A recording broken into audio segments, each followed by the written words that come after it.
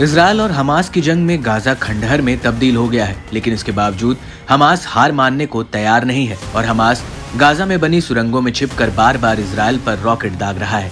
हालांकि इजरायल सेना भी बेहद ही चालाकी दिखा रही है। पहले वो हमास को रॉकेट दागने देती है और फिर जैसे ही रॉकेट दागा जाता है वो उस लोकेशन को ट्रेस करके उस पर तुरंत आसमान से हमला करती है।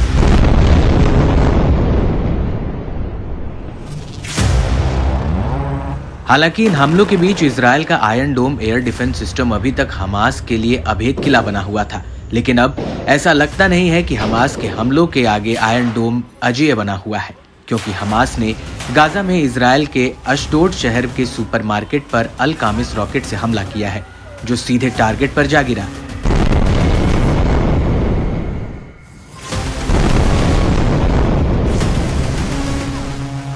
यहाँ तक कि अल कासिम रॉकेट को इजरायल का आयरन डोम भी इंटरसेप्ट नहीं कर पाया और इसने सुपरमार्केट की सीलिंग को बुरी तरह से नुकसान पहुंचाया। इस हमले का एक वीडियो भी सामने आया है जिसमें रॉकेट का मलबा सुपरमार्केट में दिख रहा है।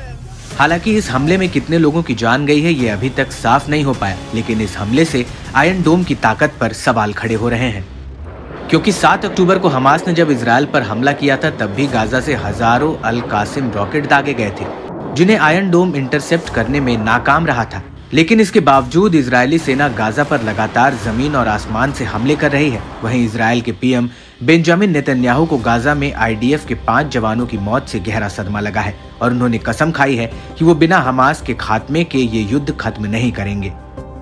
लेकिन अब संयुक्त राष्ट्र में इजरायल पर दबाव बढ़ता जा रहा है। वहीं अमेरिकी राष्ट्रपति जो बाइडेन के हालिया बयानों से लगता है कि अब अमेरिका का साथ भी उससे छूटता जा रहा है। दरअसल बाइडेन ने कहा कि नेतन्याहू को बदलना होगा, क्योंकि इजरायल दुनिया का समर्थन खोता जा रहा है, क्योंकि आईडीएफ लगातार गाजा पर बमबारी कर रही है।